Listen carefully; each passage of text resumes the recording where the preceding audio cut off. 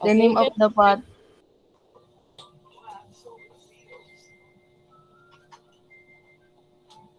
nakamute ka, Sofia. the name of the Father, the Son, the Holy Spirit. Amen. Help us to be kind and strong, to know what's right and to know what's wrong. Remind us all to forgive each other and care. Lord, guide us to learn a lot today and grant us the energy and strength to participate in our lesson. Amen. Amen. Thank you, Sophia. So again, good morning, class. Welcome to our second week in TLE. And last week, I am not able to meet you for the second day because na-stuck ako sa school. Wala akong data doon. So, I learned my lesson. Kailangan nasa bahay lang talaga ako during my online class. So, forgive me with that. And then, I spare you on that week para ma-accomplish nyo din yung mga hindi nyo pa na-accomplish.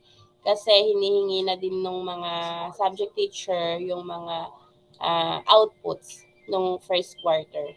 So, to those students na nag-excel nung first quarter, congratulations, just keep it up.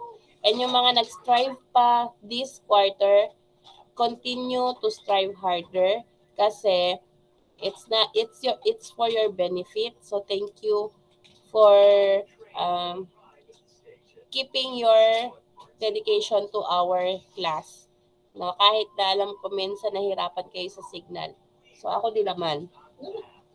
So last week, can somebody remind me kung ano yung pinagawa ko doon sa Google Classroom because I'm not able to discuss the lesson but I did give you a module last week. Yes, Crystal. About occupational health, safety, and health standards. Okay. What about occupational health and safety standards? What did you discover about OHS? Is it important to learn about that or we can Yes, just ma'am. regret it? Yes, Summer, how can you say that it is important to learn OHS? For protection po ng mga taong nagtatrabaho po. Okay, very good. That's correct. It's for the protection of uh, all the employees, not just in the Philippines, but all over the world. So yung OHS is under ISO. Yung ISO class is, yan yung parang standardized, no? Na chine-check yung mga um, safety protocol. Kahit wala pang COVID noon, meron na tayong safety protocol, no? Para maprotektahan yung mga employees, pati yung mga employer, at the same time, yung mga clients or customer. Papa, too loud. Malakas. Inaan mo na lang. Plus, pasensya at mayroong kasing bata ditong maliit. Ang favorite niya ay tractor. At lahat ng palabas sa YouTube, tractor. Ayun, track. Okay, thank you, Summer. So, I think may nabanggit ako about 5S ng first quarter and somehow connected ito dito sa occupational health and safety. Can you remind me what is the meaning of 5S 2 weeks ago? Somebody remind me what's the meaning of 5S? Do you still remember the Japanese terms? And what it Nakalimutan po, means? ma'am. Ha? Nakalimutan ko po. Yung sort, seiri, seiton, sitketsu. You have to discover that again, no?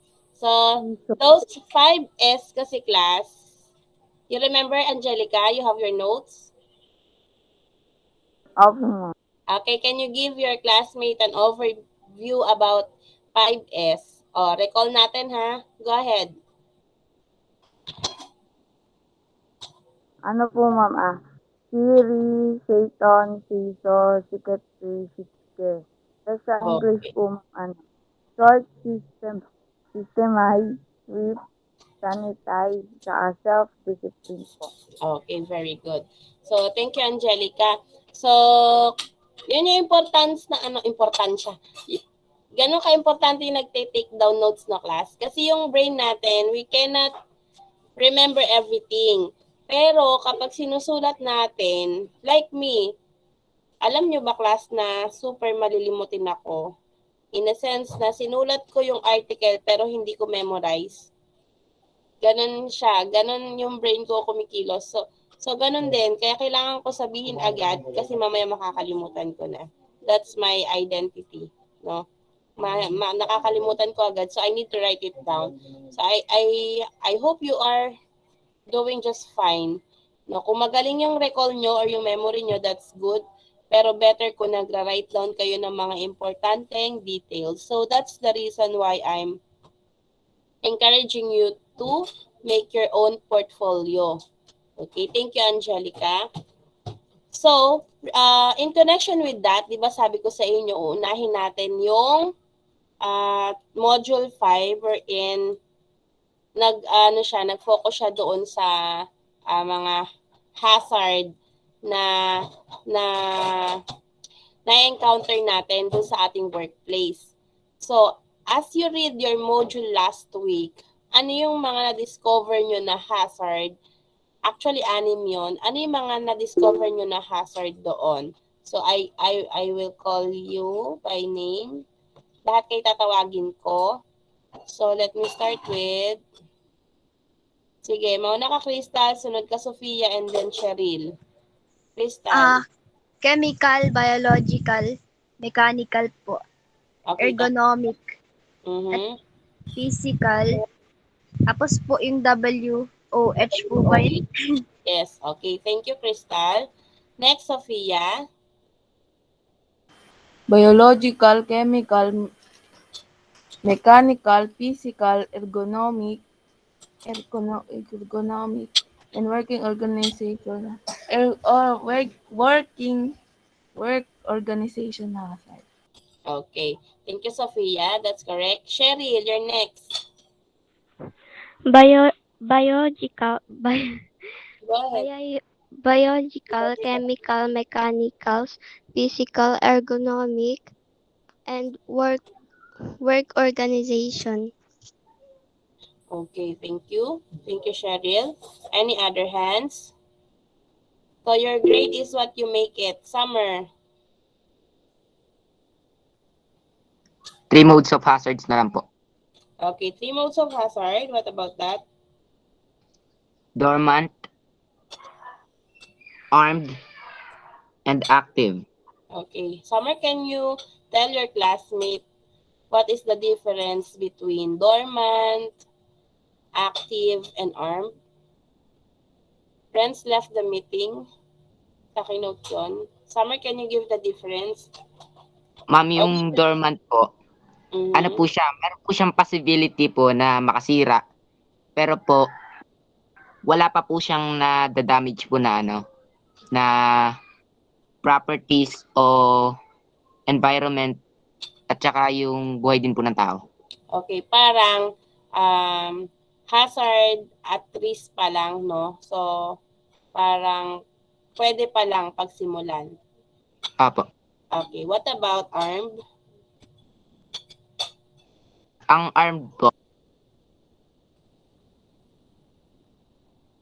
Na-mute meron ka po sa... siyang tendency pong makasira po. Tapos po makasakit po ng tao po. Okay. What about yung isa? Active. Yung active po, siya po yung na po, kasalukuyan po nakakapanakit po ng po. Ng tao po o environment. Okay. So, very good. So, you really read your notes. Okay? So, I'll note for that. Summer, paki-note si Renz nag-left. Hintayin natin siya mag-in ulit. Okay, what about the others? Ano yung natutunan nyo last week while you're reading your notes?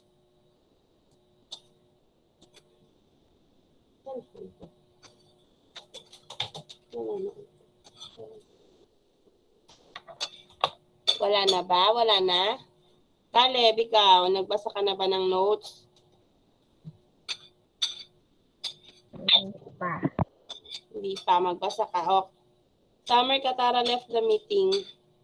Nakawalang signal. So that's to sum up. So to sum up last week, no, yung isinend ko sa inyo is module 5. So from time to time, babalikan natin yung module 5, i-insert natin dito sa mga module 1 to 4. Kasi itong klase natin, itong front office and other courses in TLE, ini-include talaga yung occupational health and safety. So, just an overview of an ergonomic hazard, it is something to do with the workplace. For example, yung posture mo sa pagtatrabaho, o yung workplace mo, halimbawa, you're studying, no, at home. Ano ba yung itsura ng study area mo? May ilaw ba yung study area mo? Or meron ka bang proper na seat? Ganon. So, may ventilation ka ba? That's ergonomic. Kumbaga, kailangan comfortable ka dun sa working area mo. Because if you're not comfortable with your working area, kahit ano pang work mo, ibig sabihin, there is hazard in your working or ergonomic place. Pag sinabi naman natin na WOH, yung Work Organizational Hazard, ito yung meron ng interaction between people, no? May sexual harassment or you are being bullied by your coworkers, or nade-degrade yung pagkatao mo in the workplace, that is already a work organizational hazard.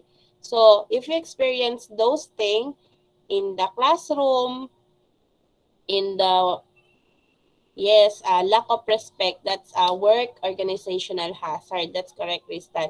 If you're experiencing that, so you have to manage your emotional intelligence, no, and your decision making, kasi doon kapag ang workplace mo ay may working organizational hazard, you cannot work enthusiastically or hindi ka magiging masaya sa workplace unless you can manage your emotions and you can manage your decision making on that workplace. So when it comes to ergonomic hazard, you can make your workplace a suitable place. So dahil sa ngayon student kayo, di ba? So your ergonomic area is your study area. Saan kayo comfortable na mag-aral? Are you comfortable with sitting on a chair and with a table? Or are you comfortable sitting on your bed? So that will serve as your ergonomic workplace. Sa ngayon kasi, di ba, when we're talking about ergonomic situation or yung workplace ninyo, syempre may iba-ibang workplace tayo. Sa front office, di ba, ang workplace nila is nakafocus sa hotel, reservation, resort, ganon. So, dahil student kayo, ang workplace, your ergonomic area ninyo is your home. So, you make it a place wherein you are comfortable to work with. Kasi if you're not comfortable to work with, hindi rin magpo-function yung brain nyo accordingly. You will be disturbed. And if you are disturbed, hindi kayo makapag-concentrate, mababawasan yung energy nyo to learn and to develop. No, ganon din sa workplace. In the front office, huwag kalimutan yung course natin is front office. Concentrated tayo sa hotels and resort. No? Wherein, yung front office kasi sila yung nag-accommodate ng mga clients, class. Pag sinabi natin front office. So, the ergonomic area na itatakal natin ay about sa mga front office hotels. So, at the end or during this quarter 2, you will be able to experience on how to write on a reservation paper of a 5-star hotel. Papagawa ko sa inyo yun. You will be able to experience on how to write on a message slip and gagawa kayo. And you will be able to design your own logbook and you have to create your hotel name. Magkakaroon kayo nun and gagawa kayo ng logo ng hotel ninyo. So, just giving you an overview, yung mga performance tasks na gagawin. Okay, so good morning, Lance. So, let's continue. So, malinaw na sa inyo ergonomic and work organizational hazard. Raise your hands if you understand or do you have questions. Okay, thank you, Katara. May question pa ba about doon? Unmute your mic if you have questions. Okay, can we proceed to our main topic for today? Okay, Yes thank po, you. ma'am. Crystal. Thank you, Summer. So, let's proceed. So, makikita niyo yung presentation ko is about front office. Kapag narinig niyo yung front office, ano ba talaga yung first impression niyo about front office? Yes. Sino ba to? Dalawa lang. For the meantime, Summer and Crystal, tatawagin muna natin yung mga classmate natin. One moment. Vohan, can you unmute your mic? Next kung tatawagin si Rain. Vohan, kapag naririnig mo yung word na front office, what comes to your mind? Hello, Vohan. You can unmute your mic.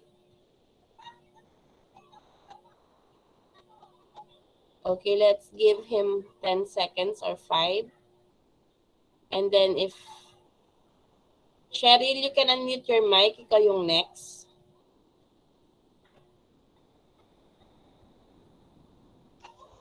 Ma'am? Okay, Cheryl, my question is, di ba may nakita ka dito sa present ko, nakalagay yung word front office. Ngayon, according dun sa picture din na nakikita mo, paano mo kaya naiintindihan yung word na front office? Ano yung work nila? What do you think, Cheryl?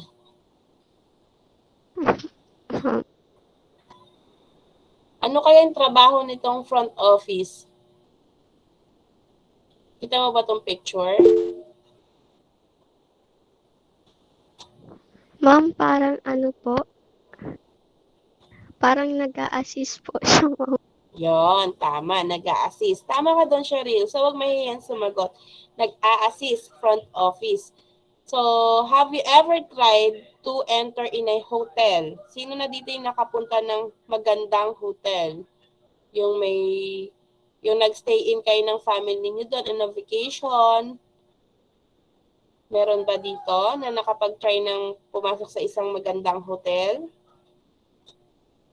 Wala pa? Wala po. Wala. Yon. So, when you... Next time mo. Next time, kapag wala ng pandemic. So, we try to explore different kind of resort in Zambales. Yan. Sa bawat resort, meron tayong hotel. Magkano yan? Magkakampe or magkapitbahay. Sa bawat resort may hotel. Kasi saan mag-stay yung mga tourist, di ba? Doon, syempre, sa hotel. Ang hotels naman, merong mga classes. Angelica left, Summer. So, may first class, may second class, third class, ganyan. May 5-star hotel din tinatawag. Sa atin, sa Philippines, pag sinabing 5-star, ibig sabihin, yung hotel na yon is first class or world class.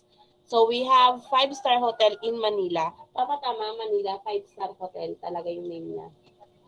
Manila 5-star hotel. Ayan, sa Manila, merong Manila 5-star hotel. So doon, kumbaga yung taho na tig 5 pesos, pag iserve sa'yo doon, 100 pesos na. Ganun siya, class, no? Yung ube halaya dito sa Zambales, halimbawa bumili ka ng ube dyan sa palengke, masarap na sa'yo yung 50 pesos, di ba? Pagdating sa mga 5-star hotel, yung ganong ube, nagkakos na siya ng mga 300, 500. So, ganon siya ka-expensive. So, just imagine that ang mga taong pumapasok sa mga 5-star hotel ay hindi ordinary people. They are rich people or known people o basta elite people. Ibig sabihin mayayaman, may sinabi sa buhay. So, tayo, yung level natin, masasabi natin na sa average lang. Some of you are below average if you're just eating once a day, twice a day. Once a day, nasa poor na yon. Pag twice a day, nasa average na yon. No? So, yung mga kumakain sa 5-star hotel class and ginagawa lang nilang parang vacation area or nagre-rent doon, talagang yung money nila parang gripo. Alam niyo yung gripo? Flow lang ng flow. So, ang hirap i-discover paano magkakaroon ng ganong karaming pera. Pero, I'm still looking for on how to do that.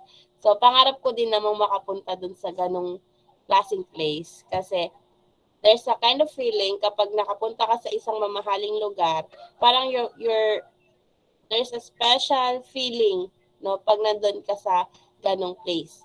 Okay, so for the meantime, we're just going to discover kung ano ba yung mga ginagamit nila doon sa mga ganong klaseng places. So, I have your objectives. Will you read the objective? I need to call on Rain. Will you read the objectives? Opo, ma'am. Okay, thank you. Objectives. Identify the different tools, paraphernalia, and equipment. B. Classify which tools, paraphernalia, and equipment matches in terms of usage. Okay. Practice creativity by producing original works in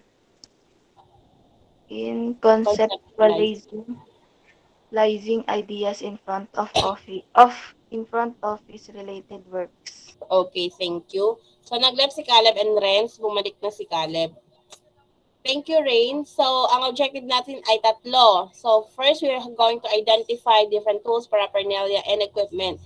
So, meron ito doon sa original module, pero yung picture niya kasi, it's not visible. So, I researched for a colorful and realistic tools, paraphernalia, and equipment para ma-familiarize tayong lahat. But I did not include the usage and kung ano yung function niya. Hindi ko pa in-include yon because I want you to be familiarized. Kasi you don't need to memorize the word by word. You just need to familiarize how it looks like and kung paano siya gamitin in our own word or term. Okay? So, let's proceed. Yan. Next tayo. Yan. So, we have 3 parts, no? So, we have the front office tools. I'll give you an overview. We have the front office tools and we also have the... Yan. May kodi ko sa picture.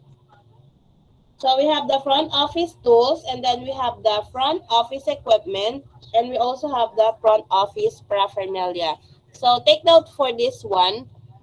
So, what can you see in the picture? What can you see in the picture? It's a desk. It's a reception desk, a first-class reception desk. So, what about a reception desk in a local resort? Ganyan ba rin yung makikita nyo? Hindi po, ma'am. Hindi. So, have you been in a reception area?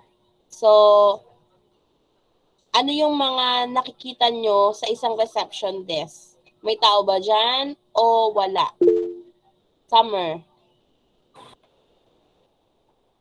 Meron po. Meron. So, ano yung sa tingin niyo yung ginagawa ng tao sa reception desk?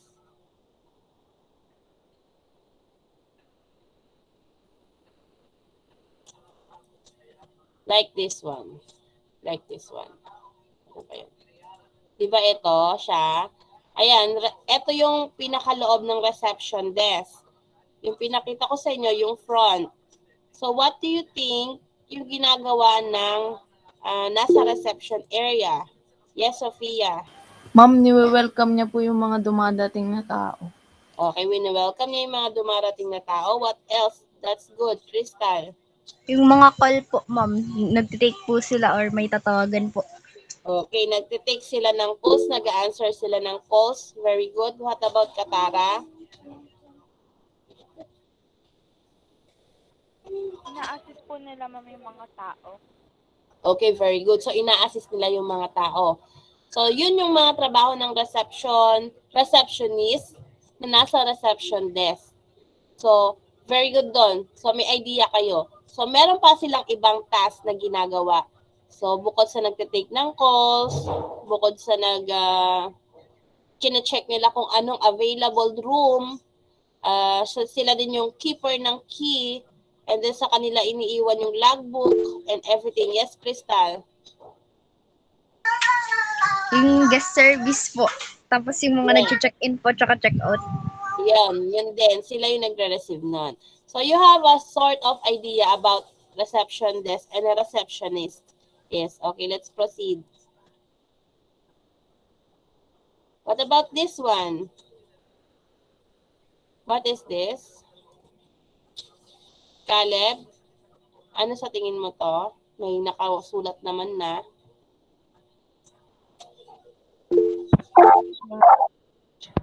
Ano to, Caleb? Feeling ka. Okay, it's a filing cabinet. No? Very good, Caleb. Ano ba yung nilalagay natin sa filing cabinet? So, ang mga hotel class, hindi lang hotel, yung mga establishment na working na may connection sa paperwork, lahat yan sila may filing cabinet. So do I as teacher, dapat mayroon kang filing cabinet, no, para sa mga records. So what about do sa mga hotel? Bakit sila may filing cabinet? What do you think? What do you think?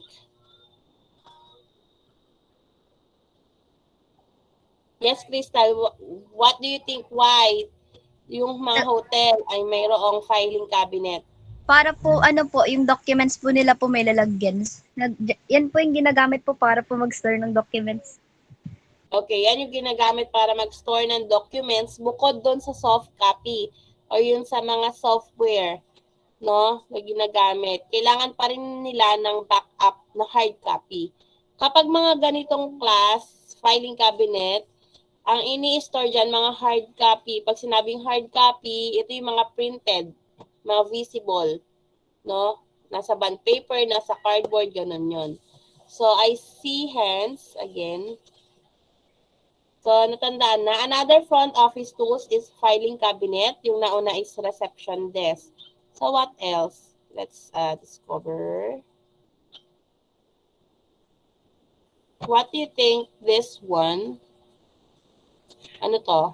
Lance, what do you think is this? May nakasulat naman na. Kirak. Kirak. Ano yung purpose ng Kirak, Lance, sa tingin mo?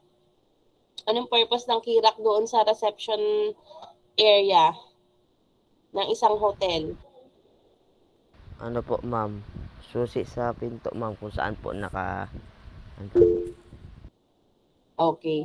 So, thank you, Lance. Yung Kirak, doon nakalagay yung mga susi ng lahat ng room doon sa hotel.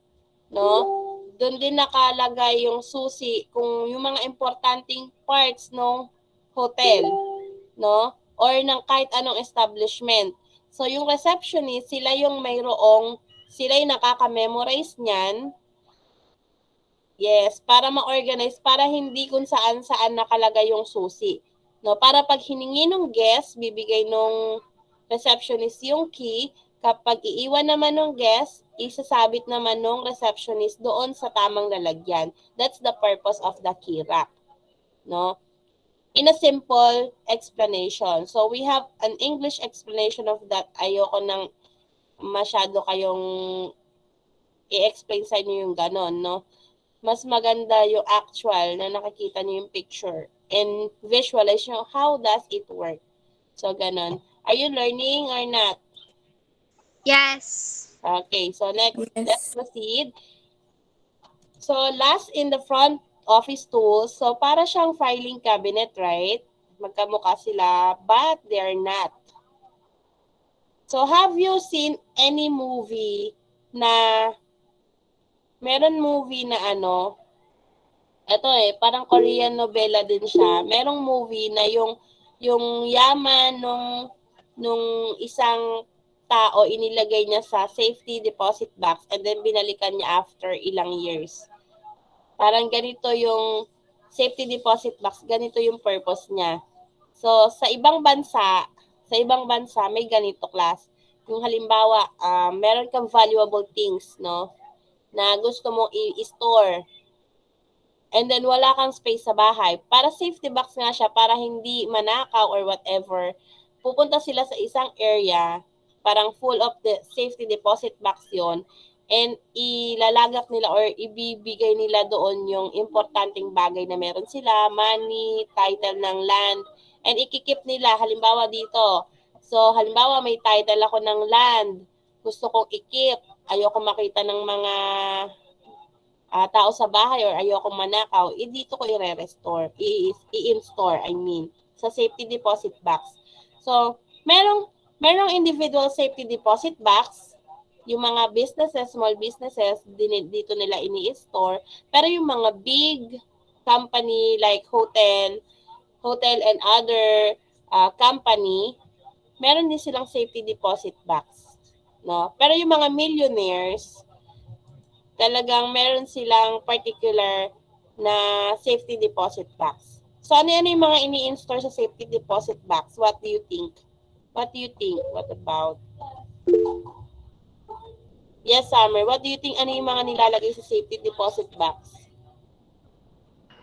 Gold, jewelry, money, titles of lands. Yes, that's it. Very good.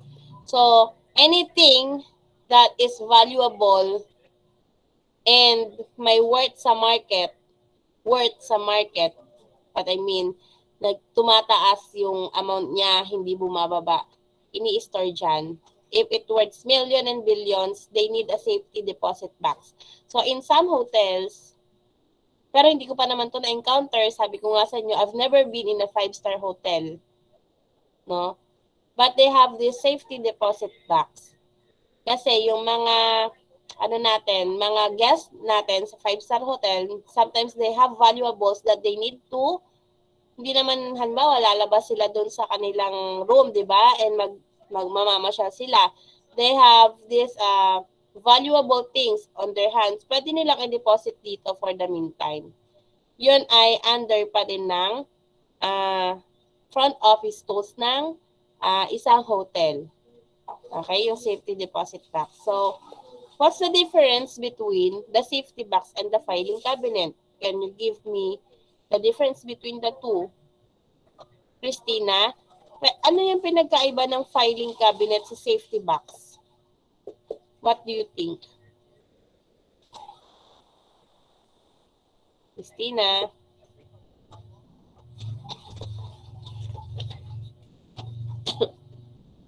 Christina, ano yung pinagkaiba ng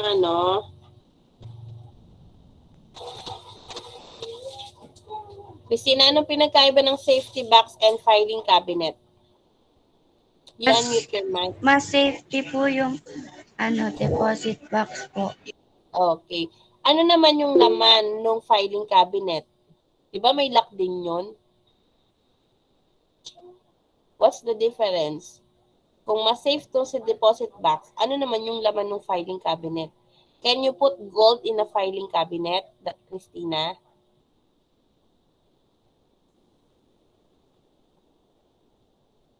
Christina? Po, pwede pong paulit?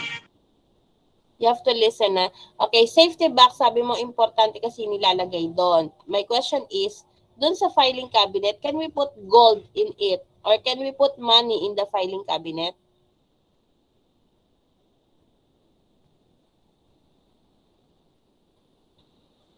Dapat ba tayo maglagay ng pera sa filing cabinet, Christina? Or sa safety box lang dapat yung mga ganun? Sa safety box po dapat ilagay. Okay. What about yung mga documents? Halimbawa, ano lang naman, yung mga, hindi naman gaano ka-importanting documents. Yes, Crystal? Ma'am, dun po sa filing box, ay sa opo, dun po sa filing box po ilalagay po yung mga documents. Tapos sa safety deposit box po yung mga valuable po na items. Kunwari po birth certificate. Okay, if there is something valuable in your family or hindi dapat mawala. So that is safety deposit box. My question, class, can you make your own safety deposit box at home? Can you make your own safety deposit box at home? Answer me, yes or no. Yes po, ma'am. Yes, you can do that. No, if you are an organized person and you want to relate this skill or lesson to your own home, you can have your filing cabinet at your own home and you can also have your safety deposit box in your own home. Should you buy this expensive one? No, you have to create your own. You have to improvise. No, yun doon na papasok yung localization. You just get the idea and then relate it to your own home. Did you get that? Opo. Learning Opo, or ma'am. not? Learning or not? Learning, ma'am. Okay, next. Okay, tapos na yung 4. So, did you remember where these stops were posted? Nakita nyo ba to? Napansin nyo ba to mga stuff na to? Yung flower, yung scotch tape, itong rip paper, yung smiley. Nakita nyo ba yan dun sa 4 na stuff? Opo. Okay, natandaan nyo ba kung ano yung mga pangalan nun? Opo, ma'am. So, si Smiley, saan siya nakalagay? Sige nga. Sophia. Safety deposit box po, ma'am. Okay, sa safety deposit box. What about this rip paper? Saan siya nakalagay? Somebody from the class participate. Saan nakalagay? Sophia again. Sige, go ahead.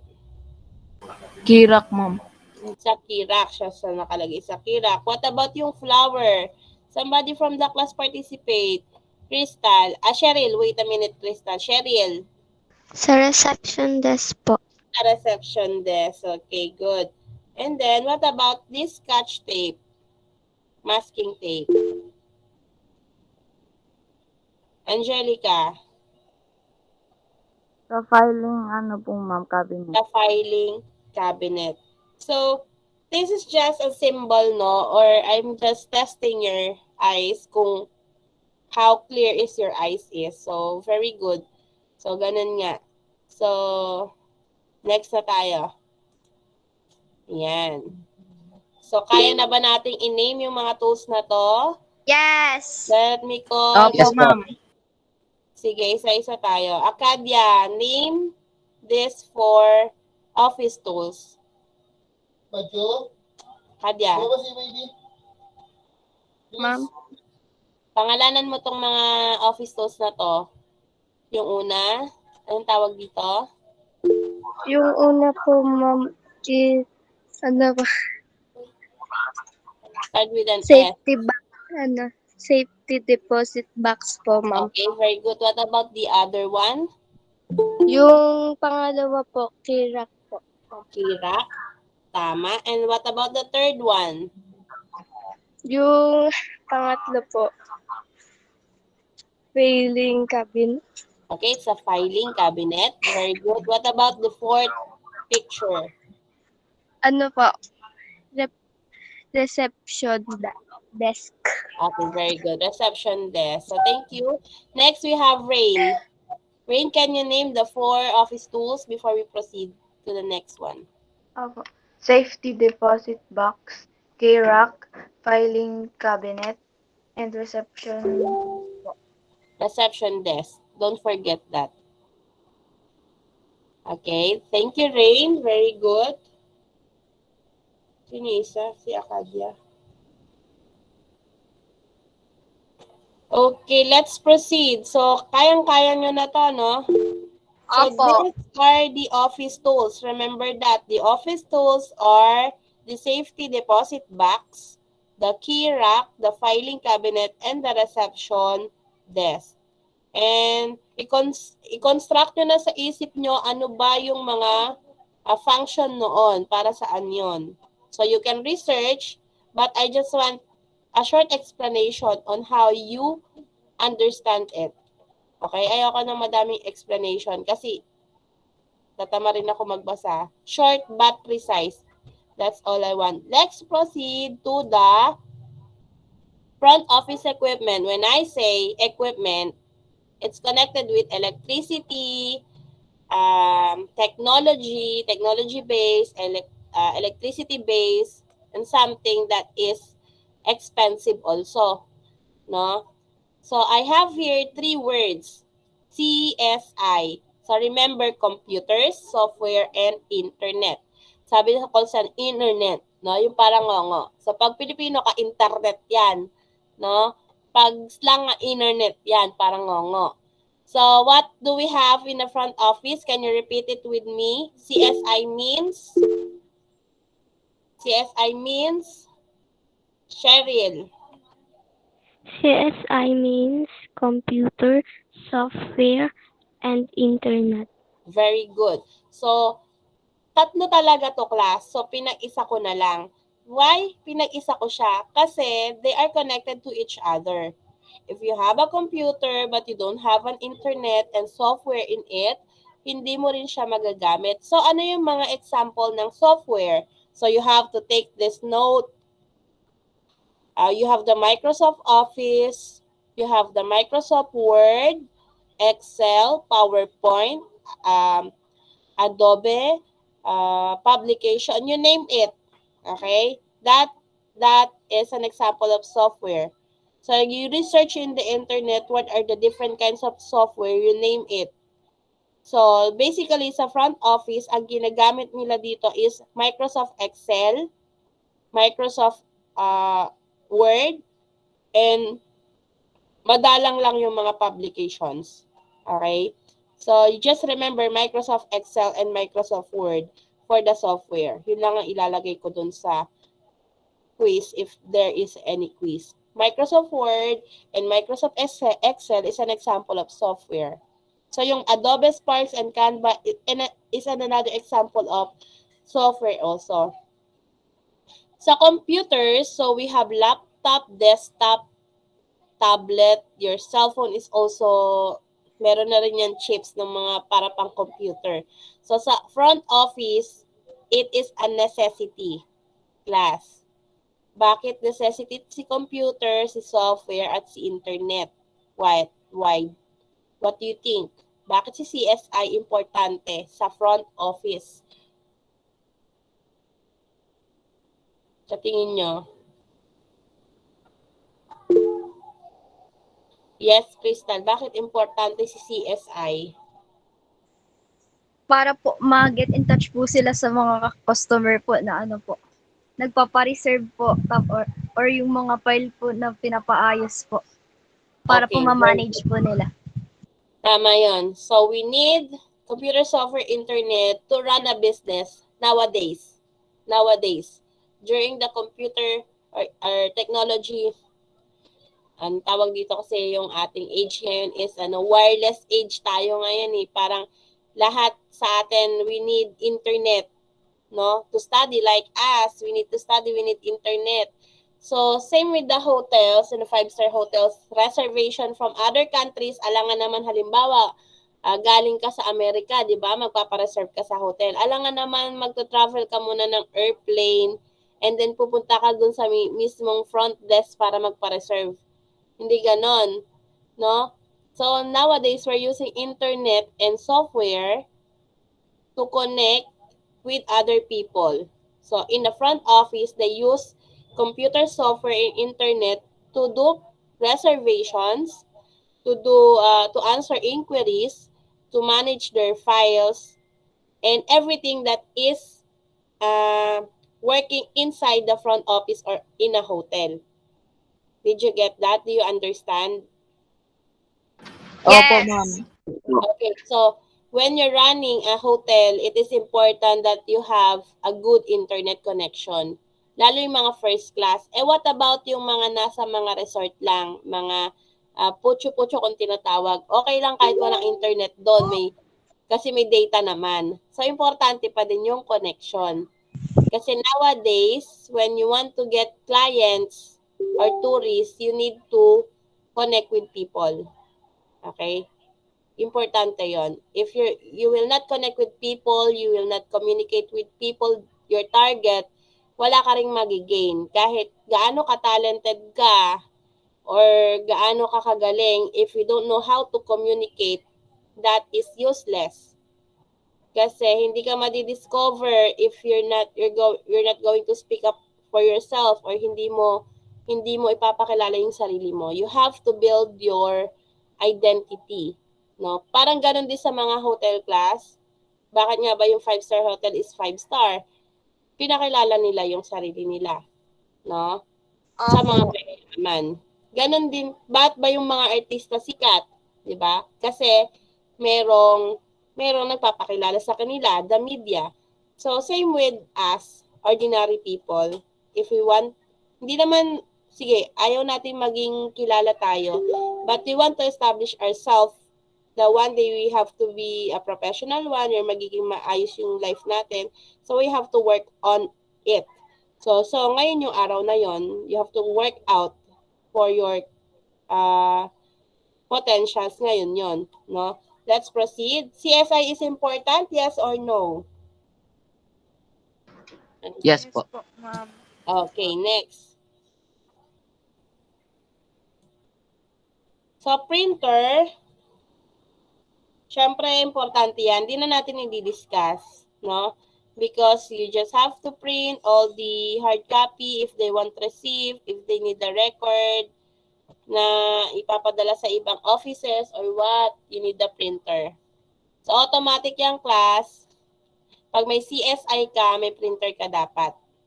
In a business, if you're running a business, you need this for kahit hindi hotel, computer, software, internet, and printer. Learning or not? Learning po. Learning po, ma'am. Okay, thank you. Next, we have the fax machine, telephone. Are you familiar with the fax machine and telephone? Yes, ma'am. Or have you seen a fax machine? Have you encountered sending a file from Philippines to other side of the world or other offices using fax machine? Naka-encounter na ba kayo nito? Not yet. Hindi Nakakita po, ma'am, pero pero hindi pa po nakikita ko, kakagamit. nababasa ko. Sa mga binabasa. Nababasa pa lang. Okay. Nung hindi pa uso yung internet class, we already have the fax machine. Parang, siya, telephone siya, and then at the same time, you can send documents in other part of the world or other part of the Philippines using fax machine. Provided na yung sesendan mo na phone number ay meron ding fax machine. Okay? So, si fax machine is a telephone also, pero meron siyang hard or meron siyang capacity to send documents.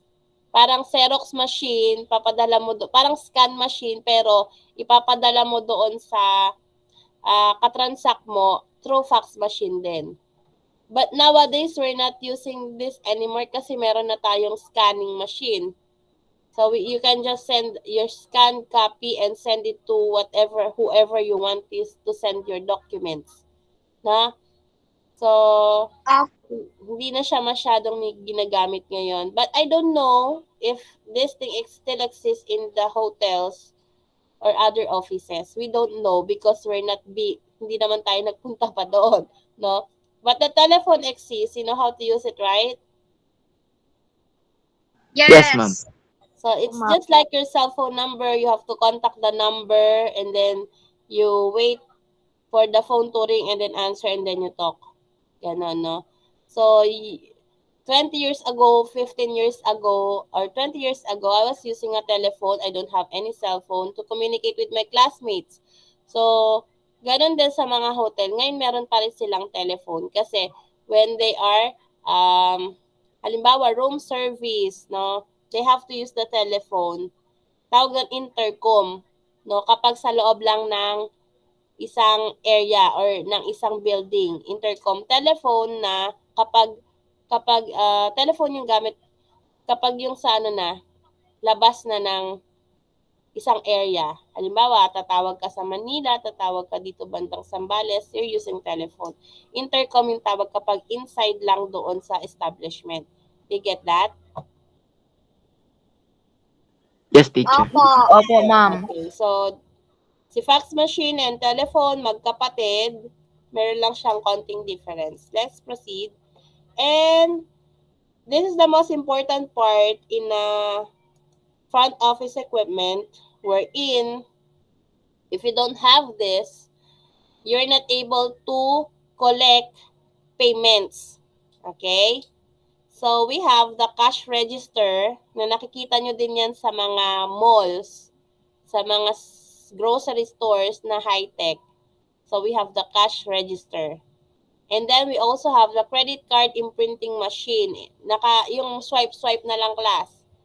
Tandaan nyo yan, CCIM is credit card imprinting machine. Hindi ito nagpiprint ng ng credit card.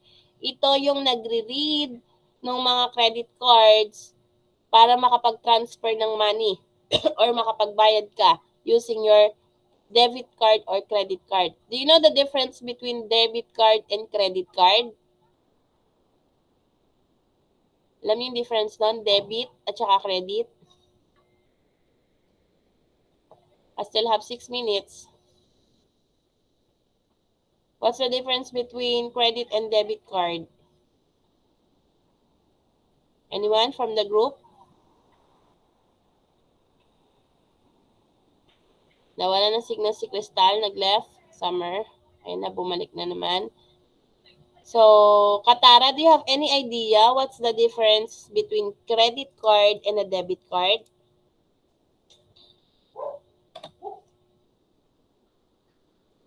Katara.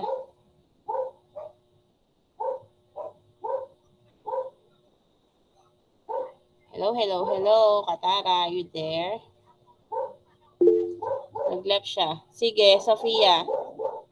Any idea? What is credit Ma'am, card? pwede ko pong mangutang. Alin dito yung pwede kang mangutang? Credit or debit? Credit po, ma'am. Okay, what about the debit? Same po rin po nata, ma'am. Ma'am. Ganito yon. Si credit card, Sophia and Section Ferrari, si credit card, ina-apply siya sa bank, no?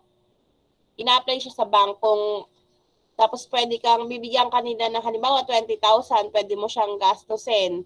Pero babayaran mo din, may due date, ganon. So pag di ka nagbayad, halimbawa, meron kang credit card na approve ka ng bangko.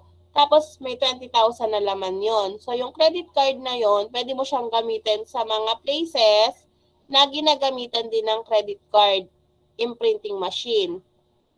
Or nag-accept sila ng credit card. Yung mga hotel, gumagamit sila niyan, no? Para sa mga preservation. Halimbawa, gusto ko spend yung 20,000 ko, punta ako sa Boracay. So, pagpunta ko sa Boracay kasi wala akong cash, pero may credit card ako, may laman yung credit card ko. So, pwede ko yung gamitin. Paano mo babayaran yon? So, meron yung mga deadlines. No? Kapag lumampas ka sa deadline, nagkakaroon siya ng patong, no? Tawag doon, tubo hanggang sa mabaon ka sa utang. So, ba't nga ba inimbento yung credit card kung mababaon ka lang sa utang? Actually, from a wise user ng credit card, maliit lang naman talaga yung tubo niyan. Sometimes wala kapag hindi ka lalampas sa deadline. Pero kapag lumalampas ka sa deadline, doon ka malulugi. That's for the usage of credit card. About ang advantage noon, kasi ginagamit mo yung pera ng iba, no? And then babalik mo rin naman. That's credit card. Ang debit card naman ay gagamitin mo yung sariling pera mo na pinaghirapan mo. No? Sariling sikap mo. That's the difference between debit card and credit card. Depende kung ano ang pinalagay mo sa debit card mo. Kung galing sa work mo yon, edi talagang sariling sikap mo. Pero kung hiningi mo lang yon, o inutang mo rin lang din yon sa tao, edi ganun pa rin yung credit pa rin yon. Pero in terms of credit card and debit card, yung credit card is ina-apply sa bank. Kailangan qualified ka. Okay, na-gets niya ba? Opo. Okay, still have 2 minutes. Tingnan natin kung matatapos na ako. Okay. So, meron pa kasi ako may natitira pa akong ilang slide. So, I uploaded this one to your week 2. I think for your assessment this day, you just need to answer this one. What is the connection of computer software and internet? Tapos, do you think printer is important in front office? Tapos, what do you think is the purpose of fax machine and telephone?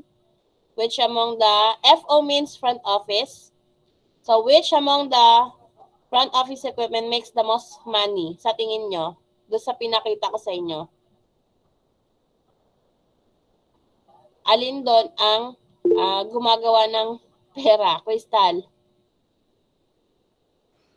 Ma'am, choppy ka po sa akin. Sorry.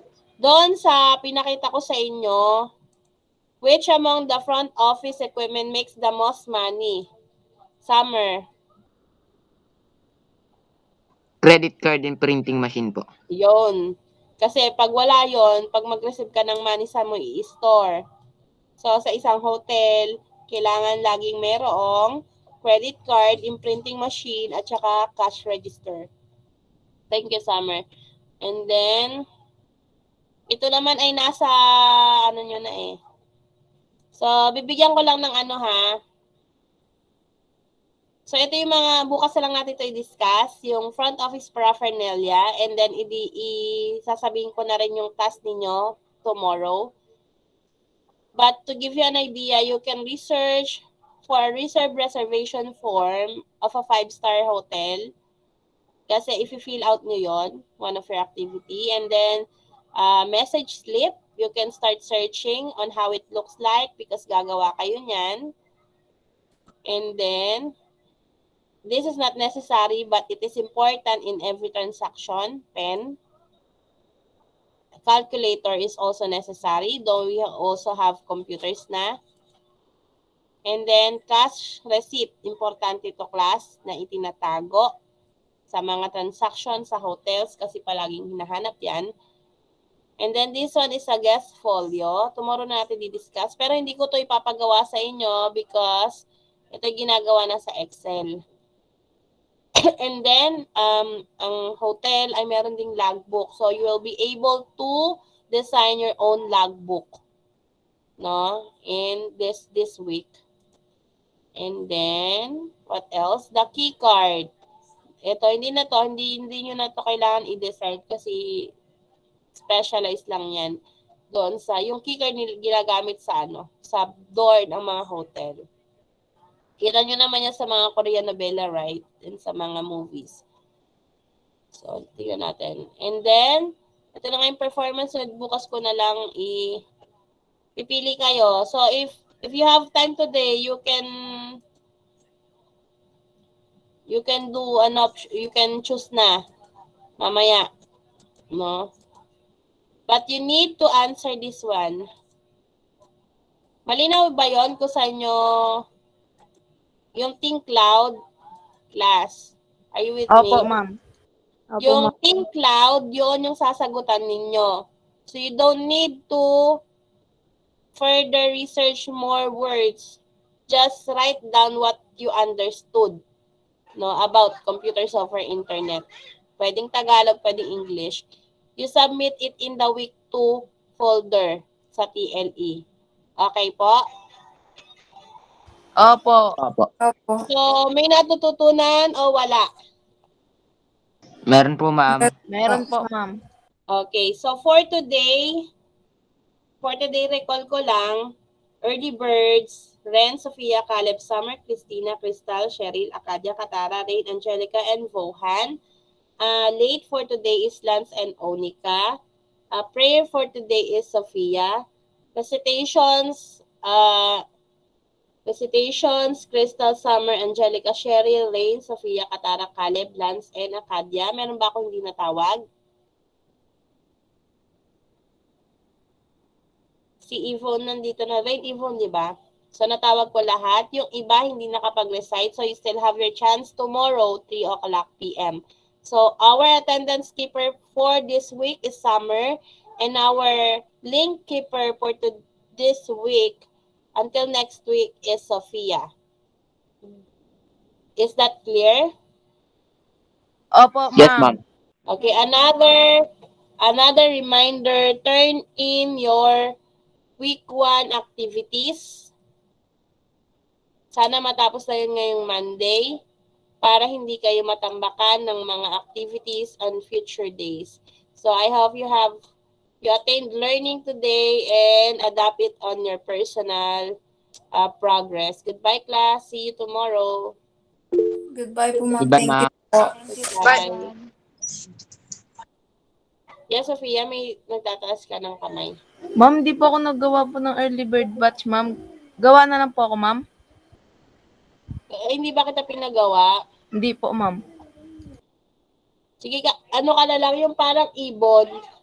Opo, ma'am. Sige po. Ibon. Habol ko po Madam. ngayon, ma'am. Yes, Crystal. Pwede po sa weekend ko na lang po gawin po yung ano po. No problem, Crystal. Kasi within, within second quarter. If ever hindi pa available si Badge, basta meron tayong list ng names. Sige po. Thank you po, ma'am. Bye po. Thank you po. Okay, thank you. Have a nice day.